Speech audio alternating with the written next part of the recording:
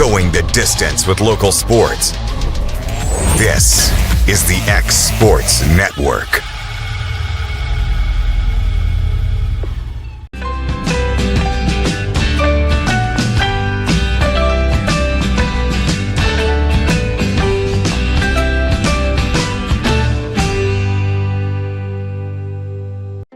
Here at Fields and Brown Barbershop, legacy means a lot. We're trying to fill big shoes left by my two uncles and my grandfather, where every haircut came with conversation and every customer left a little taller than when they walked in. The barbershop is about pride. It's about knowing your barber knows your name and your story. Come see us at Fields and Brown Barbershop, where tradition never goes out of style. 3 generations, 1 legacy, your barbershop.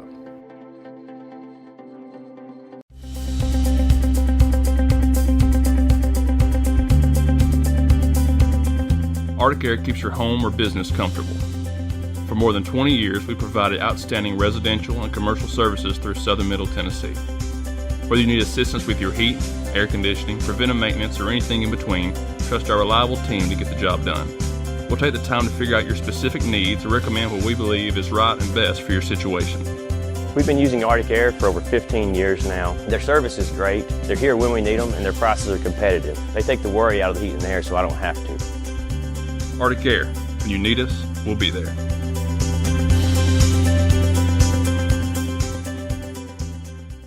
Financial advisor Scott Beasley knows time spent with family is everything. As a founder of Beasley Wealth Management, his mission is to give clients the freedom to enjoy time with family without the burden of financial concerns. A local of Lawrenceburg, Scott deeply values building relationships with clients, ensuring they make informed decisions concerning asset management, tax planning, and retirement planning. Offering a free initial consultation, Beasley Wealth Management helps clients pursue their aspirations with confidence. Going the distance with local sports. This is the X Sports Network. And welcome everybody to X Sports Today. AJ Good here with Taylor Plott, Michael Marks, and welcome to the X Sports Network.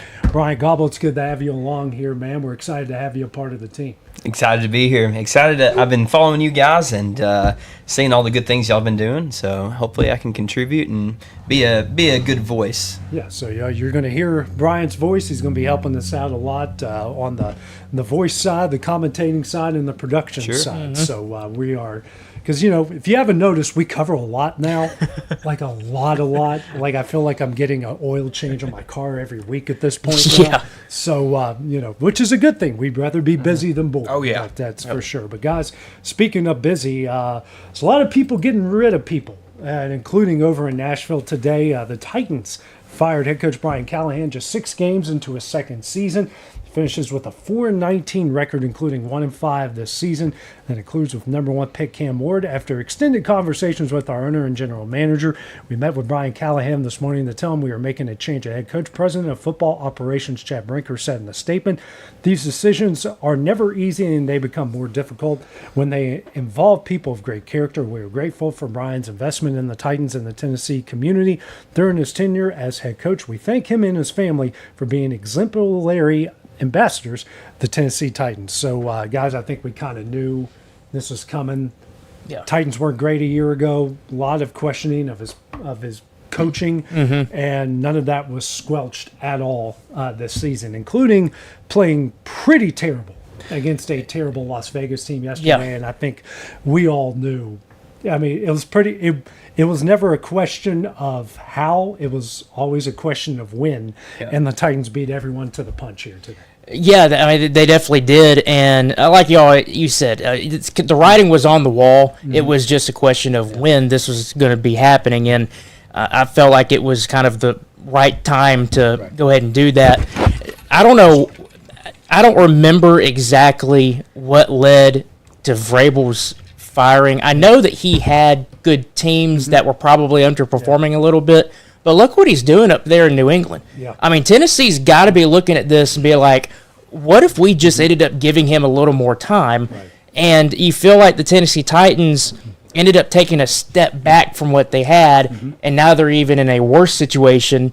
And now you got to find a head coach that can kind of get you back to that level of caliber of play. And even looking at the team this year, yeah, everybody was like, okay, well, there's really not a lot of weapons that this Tennessee Titans team has, but they have a good amount of players that they should not have the record that they have right now. They've been in some of these games up until late, and then they let it slip away. And then, of course, they had that amazing comeback win against the Cardinals. And it's like you could certainly argue that was more a Cardinals. That was more of a Cardinals meltdown. Probably, yeah, but still, it's like you feel like they've been in some of these games, and they just can't get something going with what they've had. I don't know where you go from here. I mean, I feel like Tennessee's now kind of found themselves in a hole where, what do you do? Yeah. Well, it can't get much worse. I mean, it's felt awful. Just I wasn't a huge fan of the hiring 2 years ago when it happened, and it's just progressively gotten worse and worse. And you look at the talent on the field, or lack thereof. Yeah. I feel like you almost have him coaching a slightly better than a college team out there trying to play in the NFL, and it's not working. And I'm not going to blame it all on the talent, because I think that this team is much better than a 1-5 record would say. And I mean, there's just no inspiration, no passion, no fight. I mean, we saw a little bit last week, but like you said, that was a game more handed to them than one that they came back and won. Yeah. Well, coaching malpractice too. I mean, you could see it evident in the different games that they've played. They had the Denver game in hand at the first of the season. Not in hand, but they had a great shot to win. And you just saw mistakes to close the half. You've seen that in the, I believe it's the Indianapolis game as well. I'm looking at the scores here. They've lost every game. Every game that they've lost has been by double digits, aside from the Denver game. The Denver game, they lost by 8. 19-33 against the Rams, 20-41 against the Colts, 0-26 against the Houston Texans.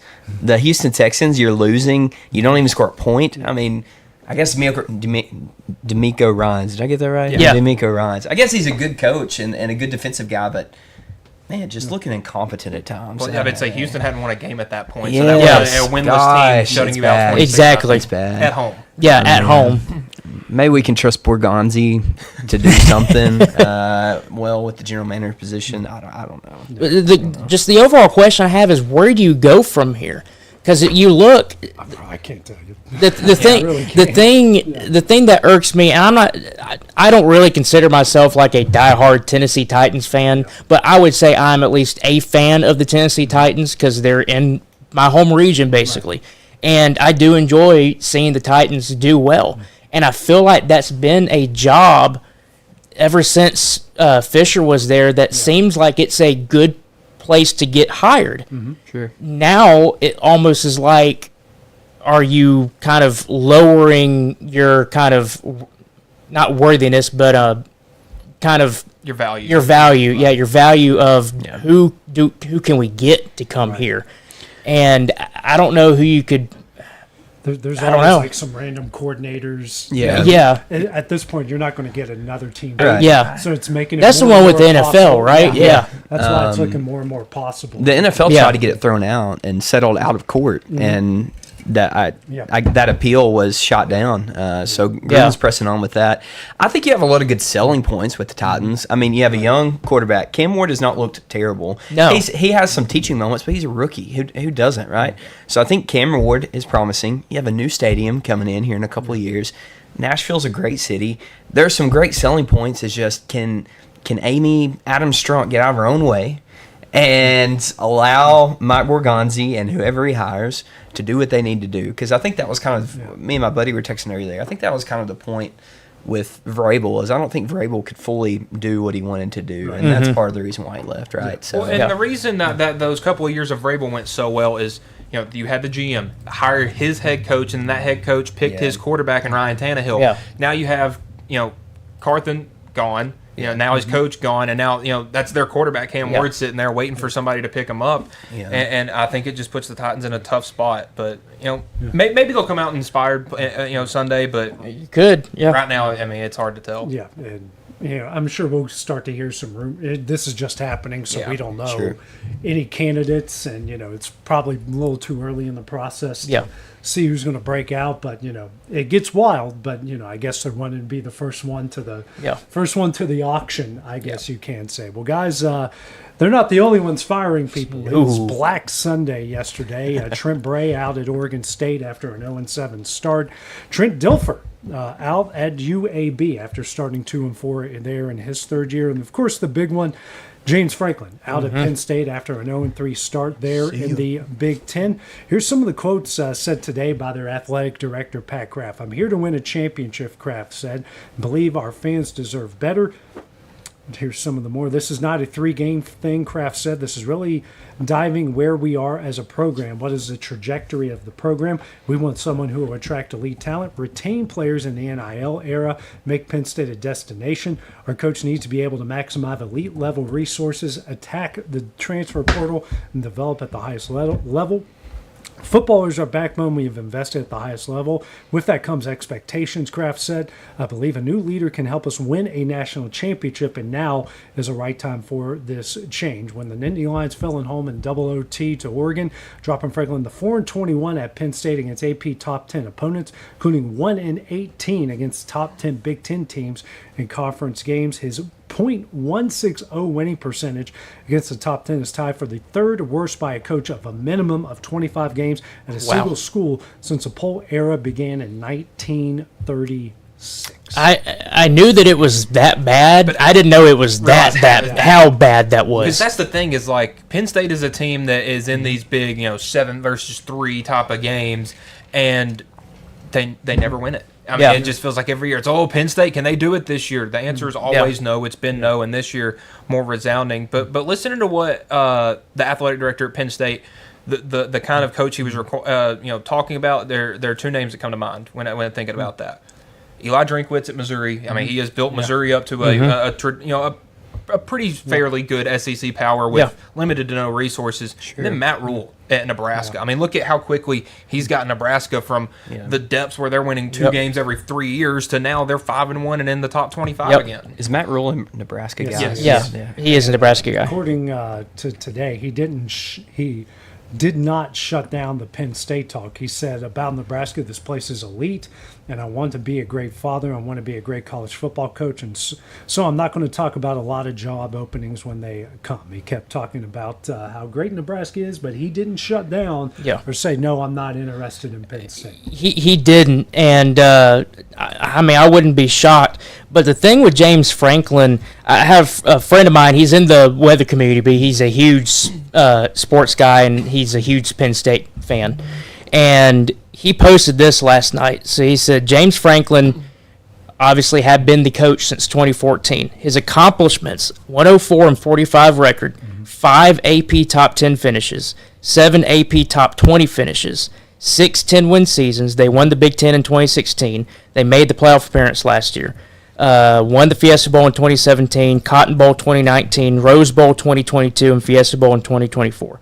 Franklin had Penn State ranked in the AP Top 10 at some point in 10 consecutive seasons dating back to 2016. Yeah. So you're looking at this, and obviously the whole it's like the whole sports community tries to, when I say make him look bad, I'm not really he's a really, really good coach. Yeah. But the problem was he just couldn't win the big games. But you look at those accomplishments, and you look at any other team outside of maybe Ohio State and Michigan in the Big Ten, they would die to have a run like that. Yeah. And Penn State obviously was very content with having him as their coach and continue to do that. As long as he was winning 10 games a year. Exactly, and he kept winning the games that he needed to win. And everybody that I talk to that has relationships with that football program absolutely loves James Franklin. He's a good guy. He's good in the way that he does feel like he meshes the locker room well to an extent. Yeah. Some questions on what's going on this year, though, but it seemed like he had that job as long as he kept doing what he did. Yeah. But you always felt like he was one slip up away from not getting fired, but at least opening the door to that opportunity. And you go into this year, you lose to Oregon at home. Okay, fine. You can consider that a big game. Okay, he didn't win the big game.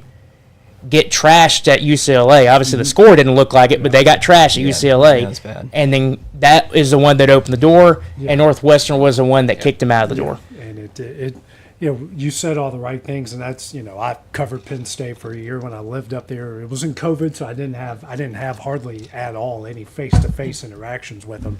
Everyone loves the guy. Great person, but at the end of the day, this is a results business. Yep, and, sure.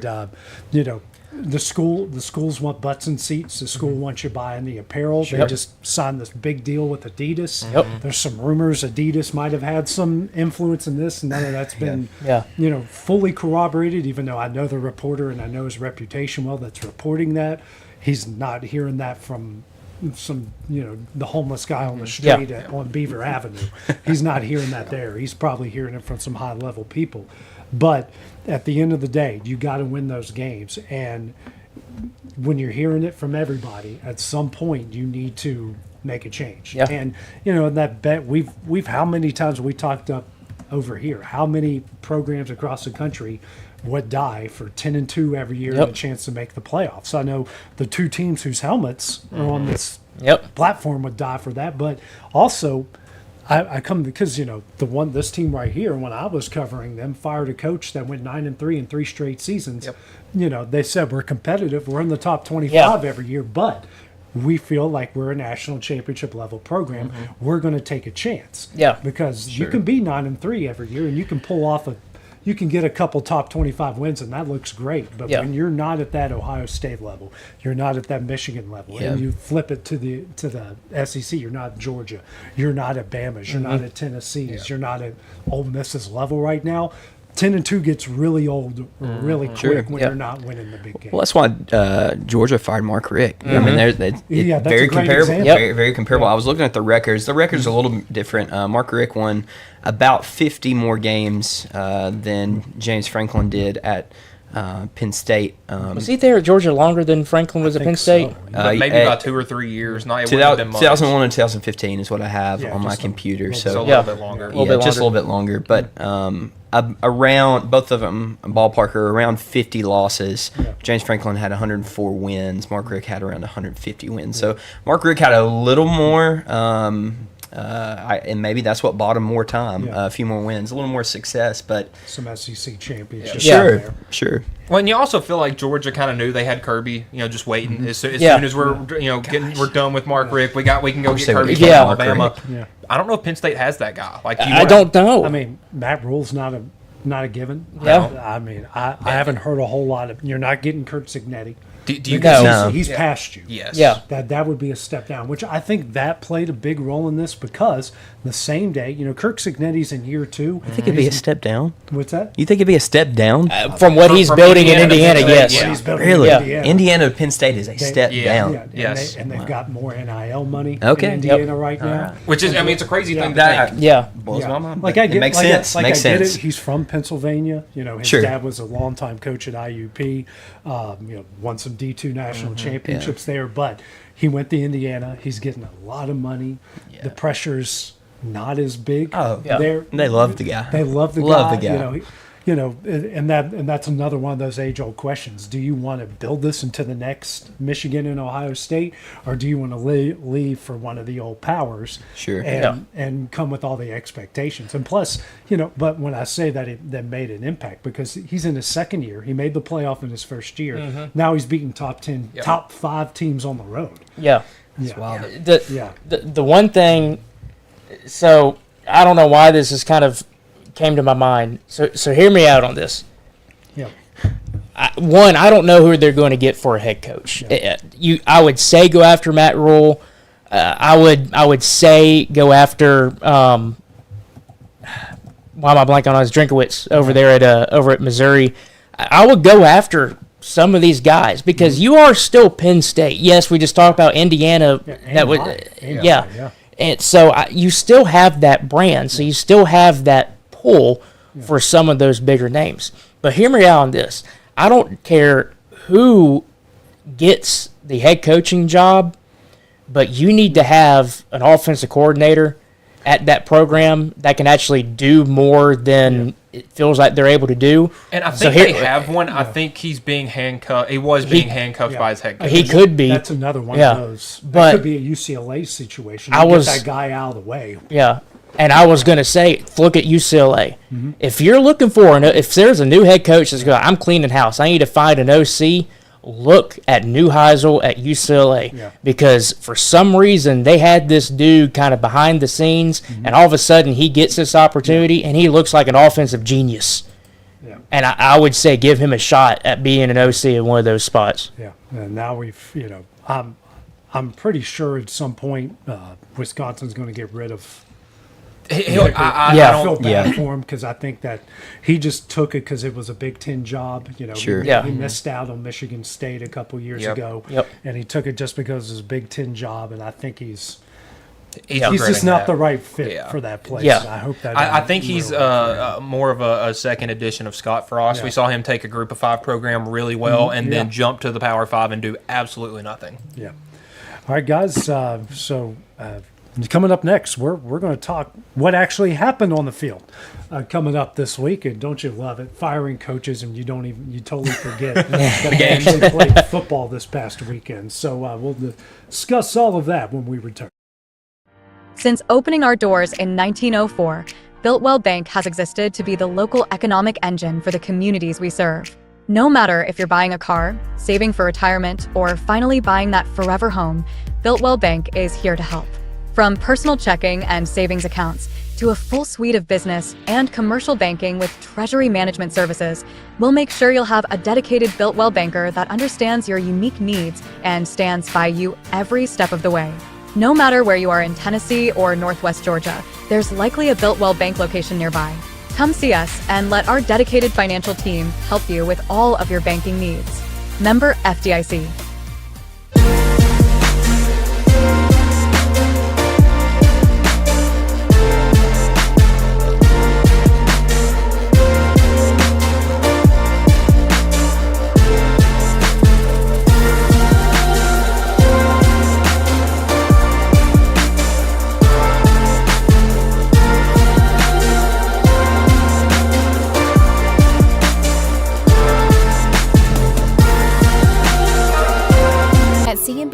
Fast, friendly, and reliable service is our promise to you because you're not just a customer, you're family.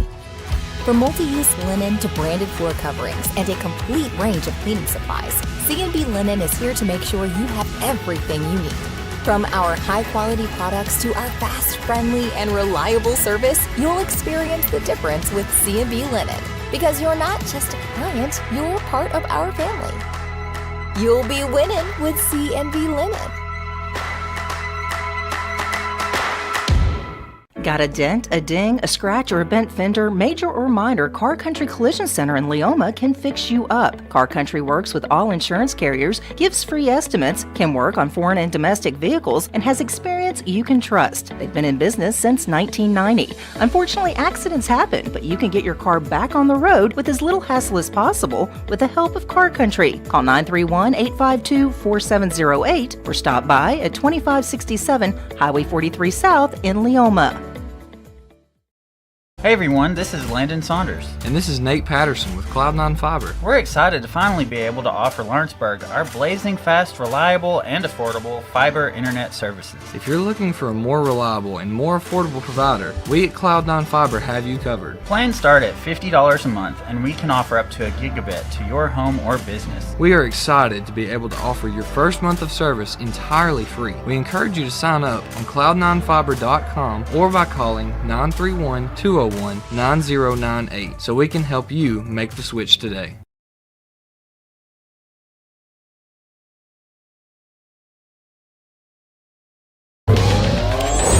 Going the distance with local sports.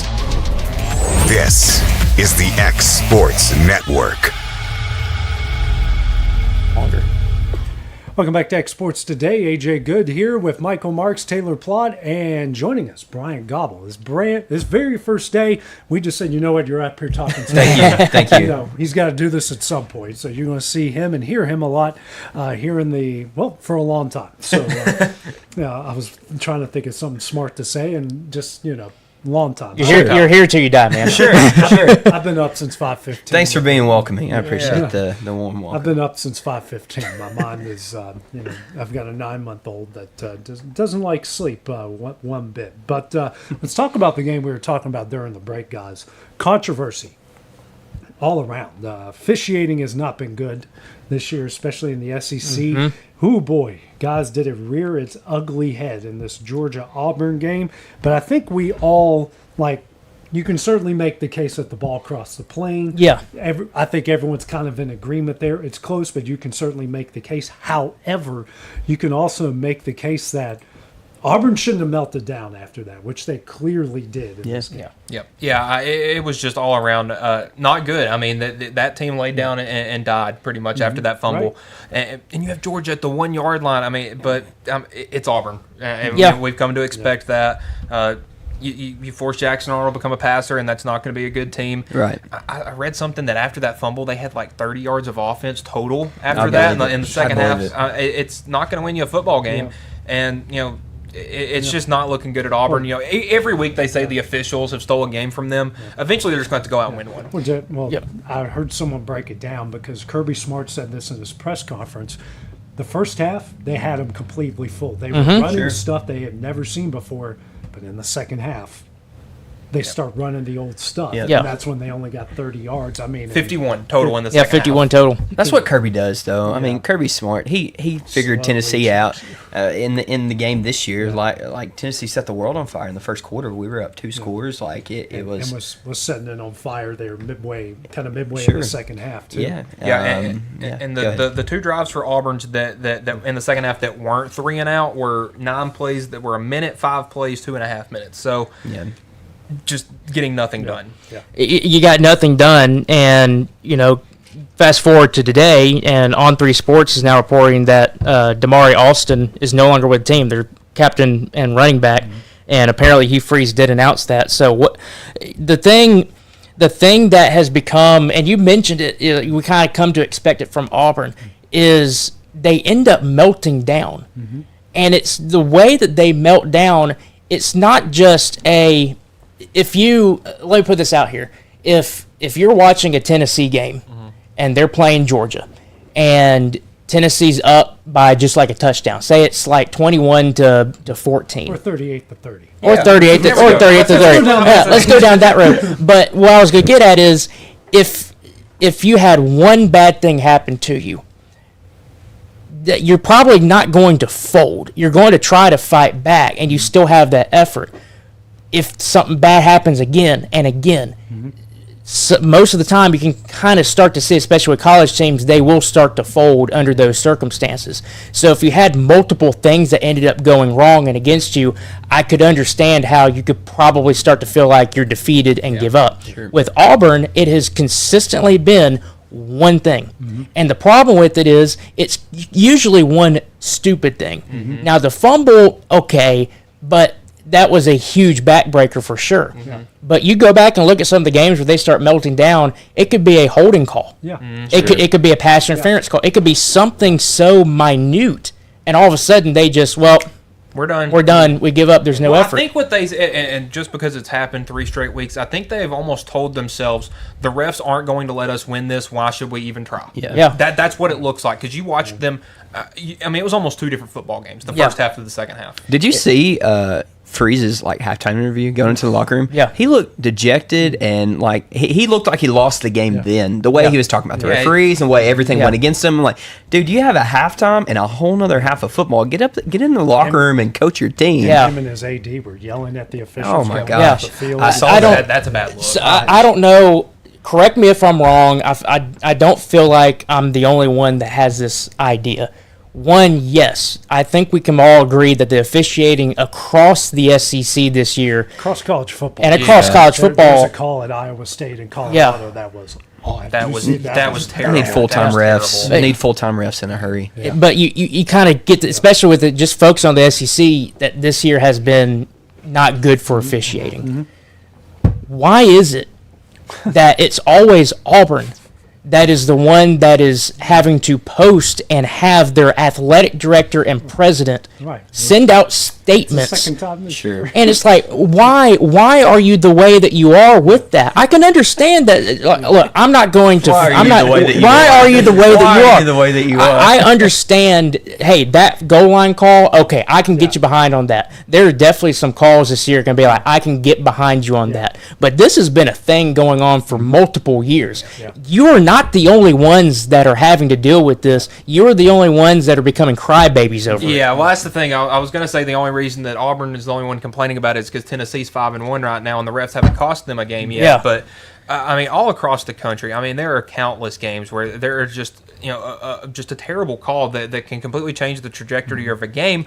But like we've said 100 times up here, you can't let that define you. You can't. And if that happens, say with 2 minutes left in the game, 3 minutes left in the game, and Auburn goes down and scores and takes the lead or whatever, you can be dejected. You have a whole other half. There are 30 minutes of football left, and you do nothing with it. Yeah, it's just you can easily start pointing towards this has become a cultural thing down there on the plains, where it's like, one bad thing happens, and I can't tell you how many times I have seen friends of mine on Facebook do screenshots and nitpick every single, that was a face mask, that was a hold, that was a...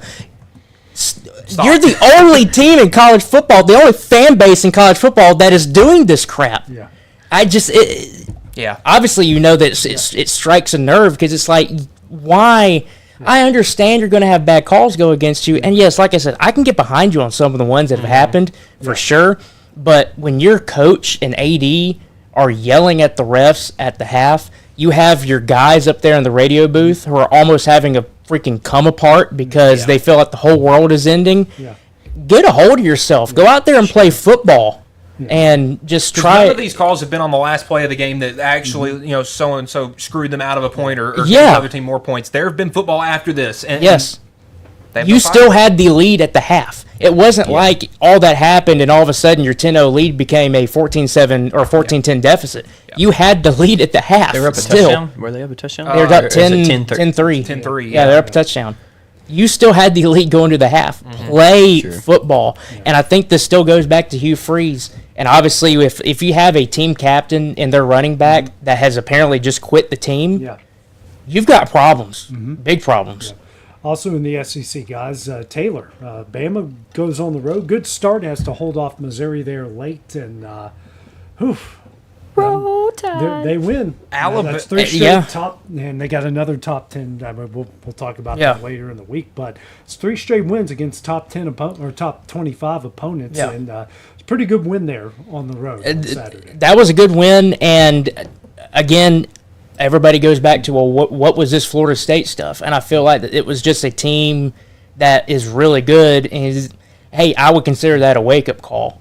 Because you look at what's happened, and yes, you've had the Vanderbilt game was close until late. I figured this Missouri game was going to be a really, really good game, and it was. Were you nervous when he had the ball at the end? I was kind of nervous when I had the ball at the end. I was kind of like, okay, they were going to drive downfield, get that field goal or touchdown. It's funny because that happened, and I said, how is he going to screw this up? Because Pabula did not play great. No, he did not. Alabama's scary now. From a Tennessee fan, that's scary because their defense shut down the nation's leading rusher by I think he had like 100, 150-yard lead on the next guy. Yeah. And just completely made him a non-factor and forced a dual-threat quarterback to be a thrower, which he wasn't. And the 2 interceptions were the difference. They were the difference. And the thing that I feel like is different with this Alabama team, I'm not saying that it's a bad thing because obviously you're still winning football games. But I feel like the offense can be high-powered, but I feel like they aren't that kind of high-powered offense that maybe you saw them have last year with, obviously Milroe was very inconsistent, but I feel like this offense might not be as high-powered, but it's more well-rounded. and it's more grounded in what they know they can do. Yeah. Where we know that we have Ty Simpson at quarterback, and he's going to be able to sling the ball around and be able to expose some of your coverages on defense. We have a running game that we know that we can hand the ball off and we can start wearing you down as the game goes on, and the defense is starting to stiffen up and play really well. I'm with you. I do think that this Alabama team is dangerous. Mm-hmm. It feels like it's a different type of vibe, though, than the other Alabama teams that have been in the past. I feel like this is a more well-rounded version where we might not put up 35 to 40 points a game, but we're going to score 27 points and beat you by 3. Oh, and that's the thing. Time of possession, Alabama 38.5 minutes, Missouri 21.5. That tells you the story. You know, best way to keep Missouri from scoring, make sure they don't have the ball. Exactly. Because Alabama's putting on these 7-8 minute drives that are just killer. They are, and that goes back to what I talked about with the Georgia game a couple weeks ago, where you flash back to the year prior, it was 28-0 within a matter of minutes, and they're just going up and down the field, scoring in like 2 to 3 minute drives. Yeah. You fast forward to this year, what did Georgia do last year? They had the ball and were able to come back. Mm-hmm. Now you're seeing 6, 7, 8 minute drives that end in a touchdown, and you're just eating up the clock. And that's again where I feel like this offense is more well-rounded, and they know they're going into these games, I think, with one particular game plan, which is we know what we're best at, and we are going to do that because we know that we're going to be better at you at it. Yeah. You go back to last year, I feel like the game plan was switching every single week because one week you would have Jalen Milroe throwing like 40, 50 pass attempts, and then the next week he's only throwing 15, and we're running the ball about 50 times. Yeah. This year, I feel like it is different. We know exactly what the offense is capable of doing. We're going to do that. We're going to run it down your throat. We're going to pass the ball, and we're going to be better than you in every other aspect. All right, guys, Brian and Mike, Tennessee. They win 34-31.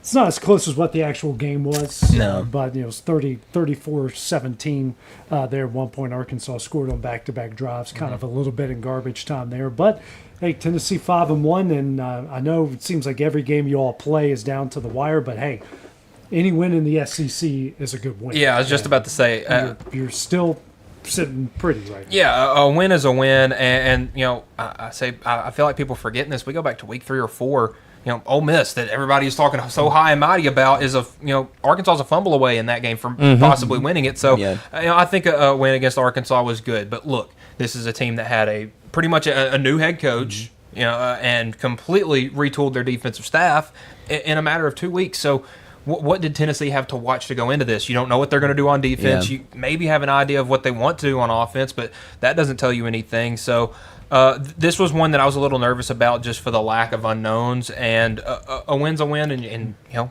to the third Saturday in October. You also have the new interim coach juice, something about a coach getting fired and the interim coming in. Not only that, but it's Bobby Petrino. Yeah, right. And so I was nervous as well, but Tennessee coming off a bye, there's no reason we should lose that game no matter what the circumstance was. I'm excited to see the game this coming weekend. I think we'll play up to the standard that we need to. Is Deshaun Bishop going to be okay? He had a good tackle, didn't he? Well, Josh Heupel said he was dancing in the locker room after the game. Okay, so I would you would think he's okay. He's okay. So can we get Deshaun Bishop back and maybe somehow Tremont McCoy? Yeah, man. Well, listen, we beat Arkansas by 3 points and looked fine, and he had one catch for 5 yards. Yeah. That tells you all you need to know about that game, right? Yeah. Sure. Well, we did that without your most consistent offensive player.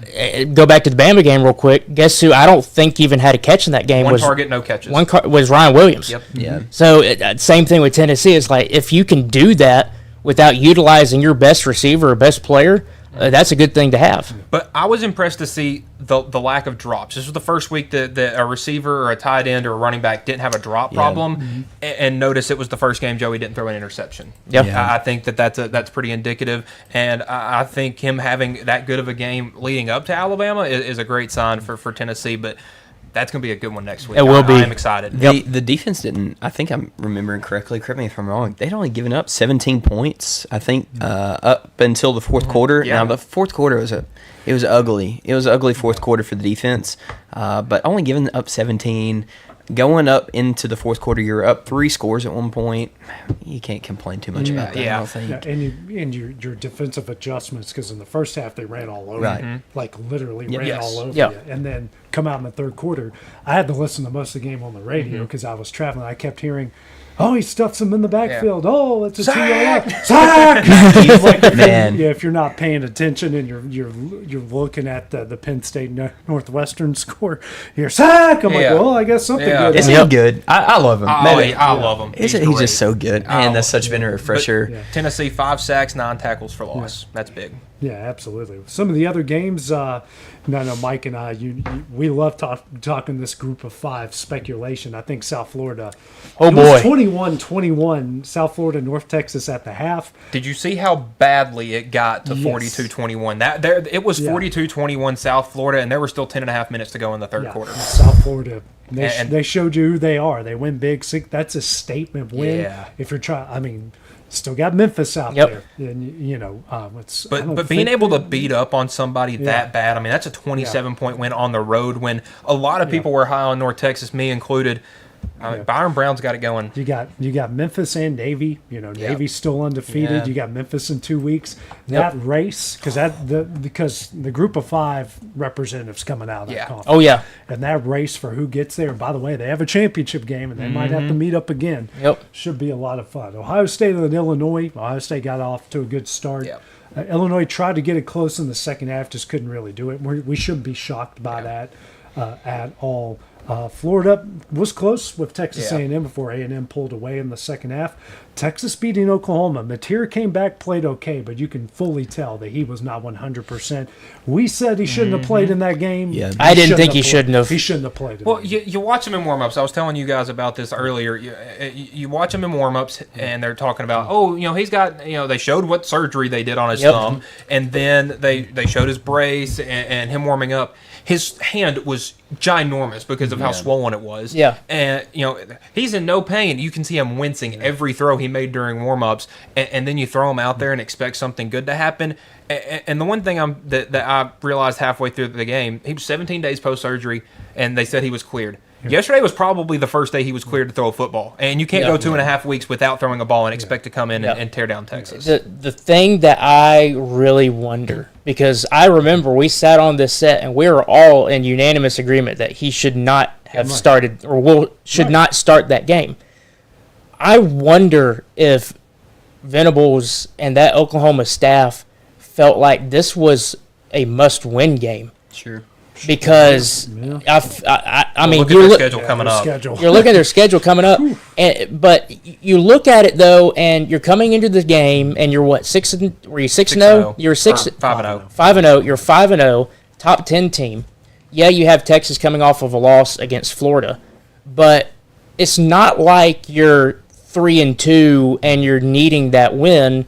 You're 5-0 and you can afford a loss if you need to, specifically against Texas, because Texas has kind of been subpar this year, but it's still Texas. Yeah. And I don't know, they just I didn't really watch much of the game, but the thing that just stood out to me, you okay over there? Cramping again? This happened to me the last. Yeah. The thing that just stood out to me was it just felt like they forced him into that, and it almost felt like it was we'd have to win this game. Well, Oklahoma has John Mateer was their leading rusher coming into the game, and he was their leading rusher in the game. That's not going to win you a whole lot. Is that a problem? Like, I just don't feel like Oklahoma's very good. And maybe that's a hot take. Well, we're going to, they're at South Carolina, then they got 5 straight ranked teams. So I would say you're going to learn a lot about at Tennessee, at Bama. That's a trap game because they've got Ole Miss right after that.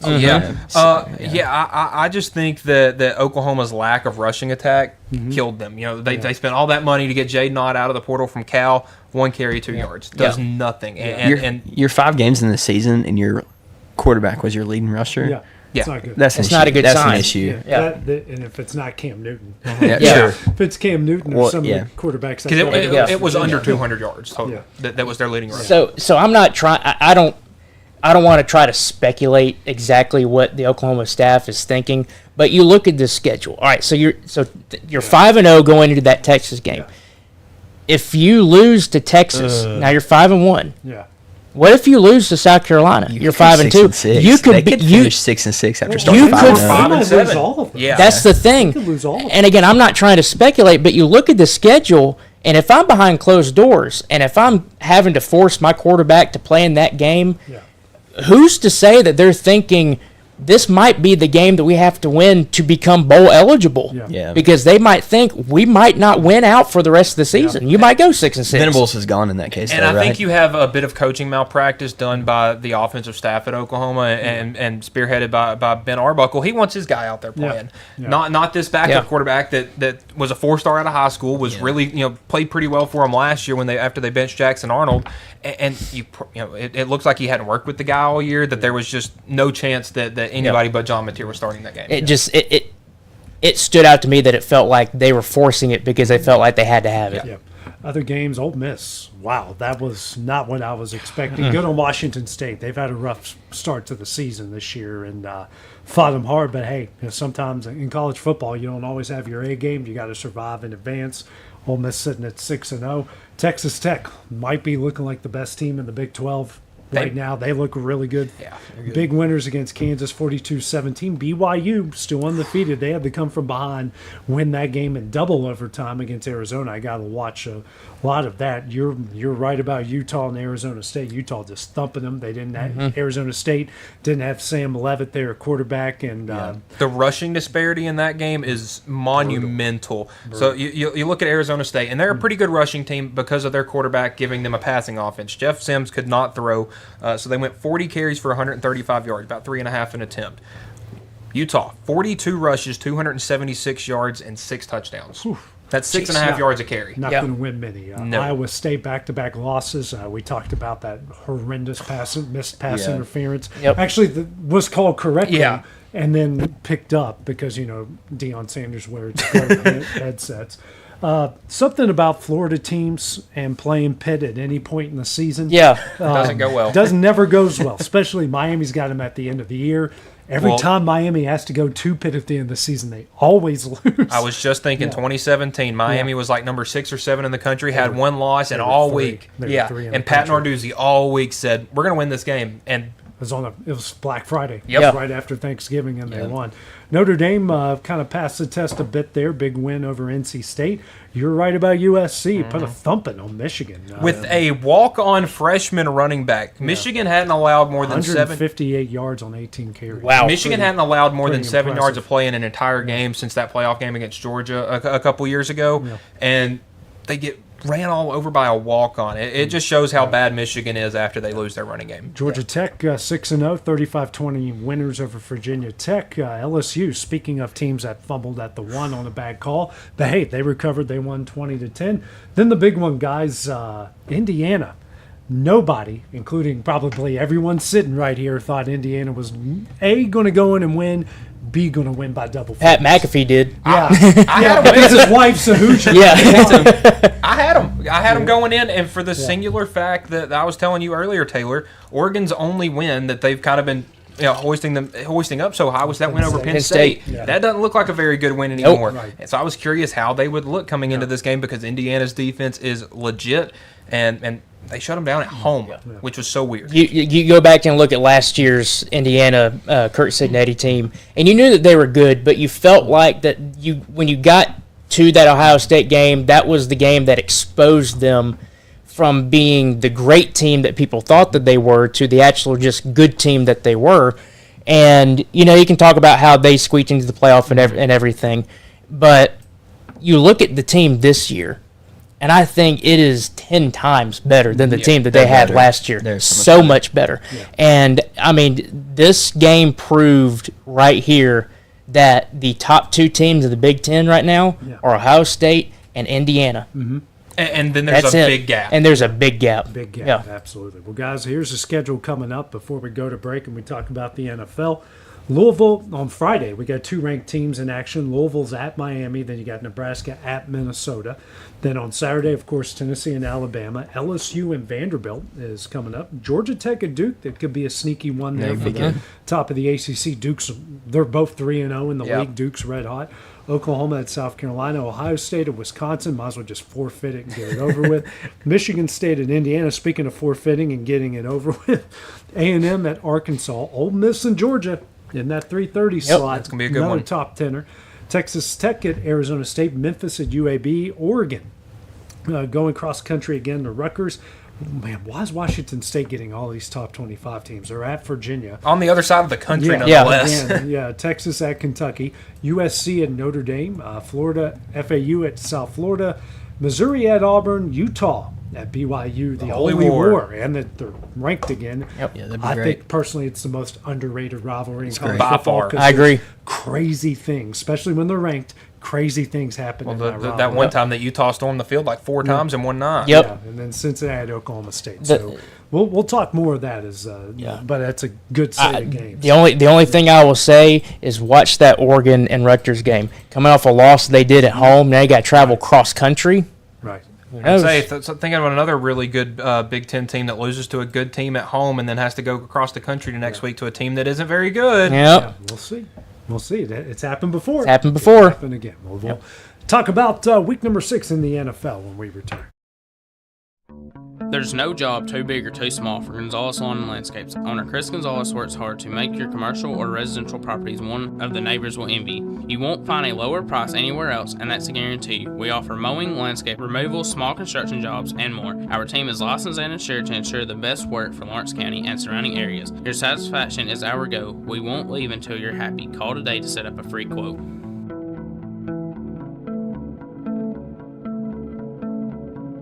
Make your property rock and roll with services from G&S Excavating, specializing in white sand, compost, mulch, topsoil, landscape gravel, and steel landscape edging. Turn to the pros who know how to make your project shine with years of experience. The best part is they're locally owned and operated.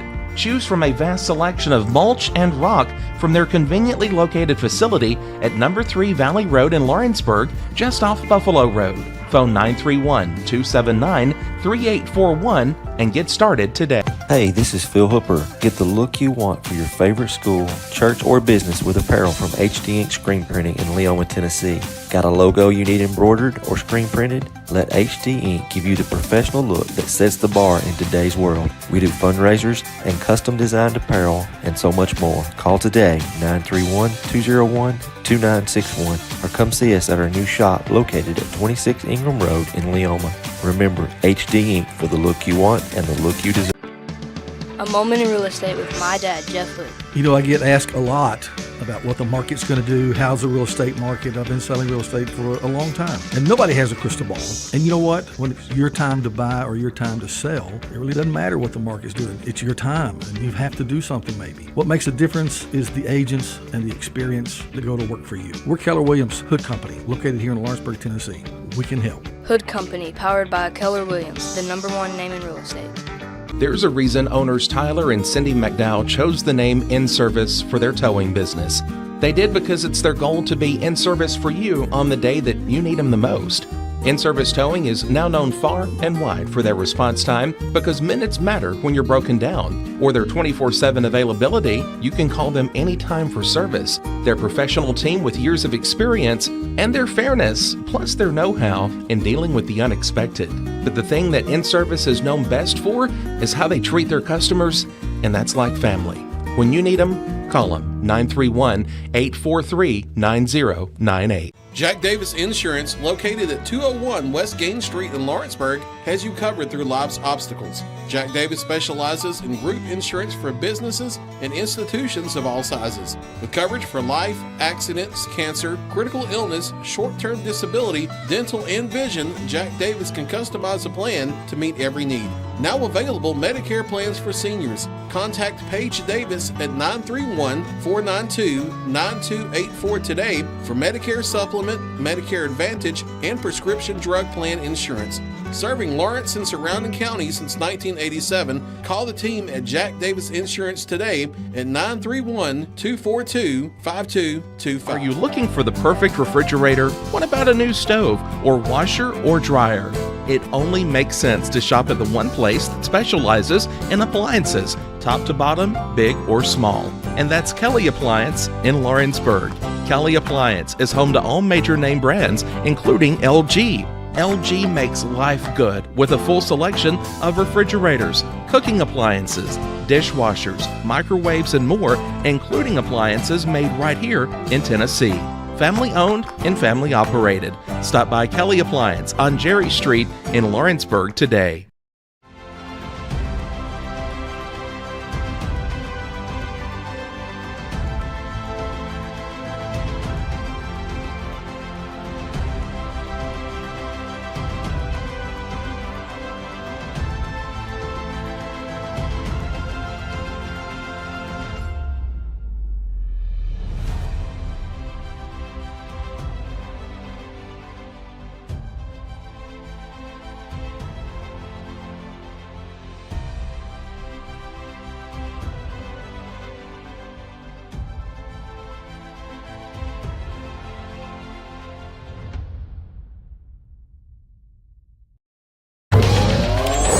Going the distance with local sports.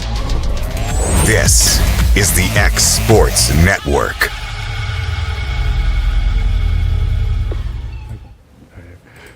Welcome back here to X Sports Today. AJ Good with our new guy in the house, Brian Gobble, Michael Marks, Taylor Plott. Guys, let's get into the NFL. Another interesting day of games yesterday. We got not one, two Monday Night Football games tonight. Let's go. I won't be able to watch any of them because we'll be watching Mario Kart, and now my son was Casper the Friendly Ghost. Uh-oh. So, That's a good show. Yeah, got to love all that. So Buccaneers winners against the 49ers because, of course, someone on the 49ers broke a leg yesterday and just happens to be our highest paid linebacker. Shout out to Fred Warner. Ugly play yesterday. Yeah. If this team makes the playoffs, Jesus Miracle. is going to come back. Pay Shanahan whatever he wants. Well, I mean, it was. We talked about it in our preview show last Friday. This is two scrappy teams that are beat all the crap, and you know they were going to go head to head Sunday afternoon, and somebody had to win. That play that Baker Mayfield made on third down, unreal. That wins you ball games. He's crazy. The Broncos won the first game of the day at London, Tottenham Hotspur Stadium. I just love saying almost looked like a soccer score. Oh my, 13-11, and man, you guys see how the Jets ended the half? Yeah, with timeout and just let it expire. Like, how do these people even exist in the world of football? Like, you get paid a lot of money, and your quarterback's just staring at the sun. Even Justin Fields should go like, "Hey, timeout." Yeah, you would think. What are you all doing? You know. I don't get it. Clock management must be the hardest thing in football. It really must. And you think it would be the easiest thing. Hey, we can count, maybe. Yeah. The Colts come from behind win at home against the Cardinals. The Chargers come from behind win late there on the road at Miami. Miami, Tua is certainly telling everybody they're melting down behind the scenes.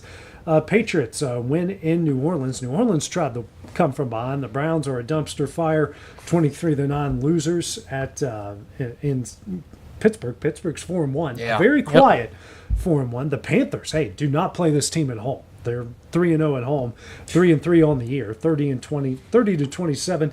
The Cowboys, Seahawks, very good win on the road in Jacksonville, 20-12.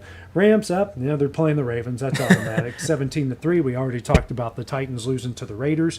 The Packers defeating the Bengals, and the Packers actually had to have a really good fourth quarter to win that game. Well, the Bengals kicker, Evan McPherson, almost had the NFL record for the longest kick in history, and they called a timeout and took away a 67-yarder. Unreal. And then the Chiefs win decisively there. They're trying to make a statement on that one. Yeah, that was a big one. Yeah, so what kind of stuck out to you guys yesterday in the NFL? I'll go ahead and say that Chiefs one. I mean, I felt like the Chiefs, you knew that even early on when they're having their woes, you still felt like this was a good Chiefs team, but you started to question, okay, well, what type of Chiefs team is this? Is this going to be like a good kind of they'll make the playoffs and maybe like the wild card and get bounced the first round, or is this Chiefs team actually truly good? They just ran into some really good teams early on, and I'm starting to think that this Chiefs team is really good. They're really good. They're really good, and they just ran into a really good couple of teams, a buzzsaw of a schedule. They get Rasheed Rice back too.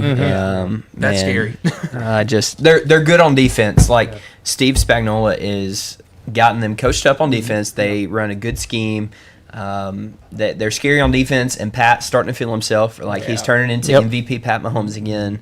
And I don't mind the Chiefs. They're fun to watch, but everybody gets tired of the champion, and I'm feeling that a little bit. So, yeah, I was pulling for the Lions last night, unashamedly. Travis Kelce had a big game. He had a big game the week before. Yeah, he's been playing well for... Ever since Taylor dropped that album, he's just been on another level. Oh, my gosh. I'm just so impressed with Carolina, man. I mean, good for them. They keep getting good teams at home and keep winning, and they have to come from behind them in this game. And I've never heard of this Dowdle guy before. Rico Dowdle. Put some respect on Rico Dowdle's name. He running back out of South Carolina. He played in Dallas last year, if I remember correctly. Yeah, he did. It's his 6th season, but man, 30 carries, 185 yards. Did I read that? He was a pest to those 6-6 Tennessee teams. 183 yards. Wow.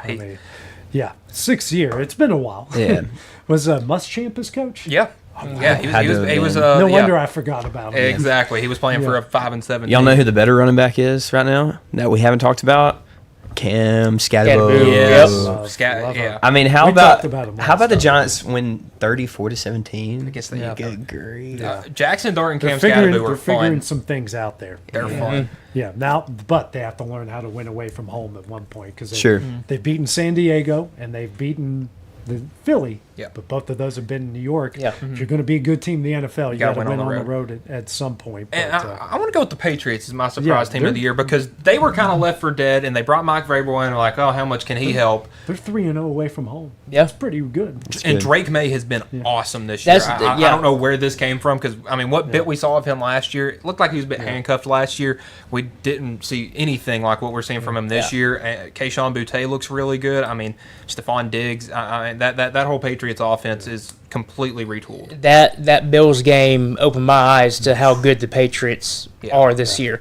And I think you're right. I feel like Drake May, I'm not saying that he's going to be obviously like this great quarterback that we're going to be looking at years down the road. And it's like, okay, well, what a career. But he's playing really good right now. He's playing really good, and I feel like he's playing better than you would expect him to. And you watch out for that Patriots team. From a downside, I would say, I say downside. If I was going to put another guy on the chopping block, because obviously we talk about all the coaches that have been getting fired, Mike McDaniel down there in Miami, his days got to be numbered. A lot of the last few games, they've been competitive. I would say to be fair, last-second touchdowns and field goal. I would say to be fair, Sunday he didn't throw 3 interceptions, but it does seem like the wheels have kind of fallen off that bus. And it's getting ugly on social media because former Dolphins are coming out and starting to blast Tua up. It's getting pretty bad. Tua kind of throw leadership under the bus in the press conference, right?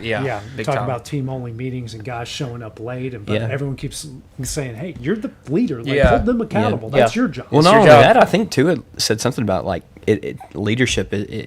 Our change has got to start at the top, and leadership hasn't been what it needs to be. I'm paraphrasing, but he said something derogatory towards leadership. Looking in the mirror while he's saying that. Probably saying stuff about Mike McDaniel. His CTE setting in. He can't think straight. Say the CTE setting in. That poor guy's had one too many concussions. Here's the schedule for next week. Thursday, Steelers at Cincinnati, Rams at Jacksonville. Man, Jacksonville keeps getting all these good home games. New Orleans at Chicago, Miami at Cleveland. Oh, that's a dumpster fire. New England, speaking of, New England's better. The Sadness Bowl. New England at Tennessee, Vegas at Kansas City, Philly at Minnesota, Carolina at the Jets, the Giants at the Broncos, Colts at the Chargers, Washington at Dallas, Green Bay at Arizona, Atlanta at San Francisco night game, another doubleheader Monday, Tampa at Detroit. That'll be a good one. Houston at Seattle. And guys, my favorite game to play. What do you think is the cheapest game to get into? And literally, I checked on this 15 minutes ago, and prices have gone down for some of these games. So what do you think the cheapest game of all of them is to get into? Well, that makes me think Titans Patriots. Just as something that has changed recently. It's not. No, Wow. $55, and there are a few underneath that. Or the Falcons at San Francisco, yeah, that's 121. Okay. Yeah. Who was the Cardinals one? They were playing at home against Green Bay. Surprisingly, it's one of the more expensive because okay. it's the Packers. It's the Packers. That's what. Okay. They know they'll buy them. Is it not Dolphins Browns? Is it? No, that's $46. That's that's the third cheapest game to get into. Okay. It's not going to be the one in London. Yeah, that's 175. Yeah, that's probably the most right. expensive. I'm like, they keep getting home games. I'm like, 8:30 a.m. 8:30 local kicking off at 8:30 local time.